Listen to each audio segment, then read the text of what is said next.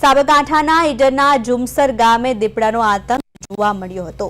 સળંગ 3 દિવસમાં 3 પશુઓના દીપડાએ મારણ કર્યા હતા। દીપડાએ સપ્તાહમાં 4 પશુઓના મારણ કર્યા હતા। પશુપાલકોના પશુઓના મારણ કરાતા ભય ફેલાયો છે, તેમજ સ્થાનિકોમાં પણ ડરનો માહોલ સર્જાયો છે।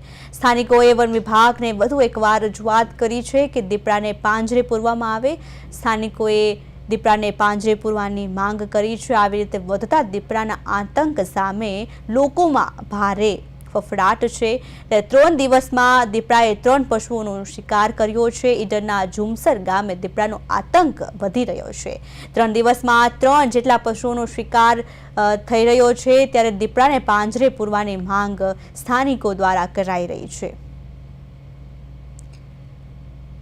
પશુઓના મારણ કરાતા લોકોમાં ભય ફેલાયો હતો। સળંગ 3 દિવસે દીપડાનો આતંક જોવા મળી રહ્યો છે। સાબરકાંઠાના ઈડરના ઝુમસર ગામે દીપડાનો આતંક જોવા મળ્યો છે। 3 દિવસમાં 3 પશુઓના મારણ કર્યા છે। દીપડાએ સપ્તાહમાં 4 પશુઓના મારણ કર્યા, જેને લઈને પશુપાલકોમાં ફફડાટ છે, ભય છે, ત્યારે સ્થાનિકોમાં પણ ડરનો માહોલ સર્જાયો છે।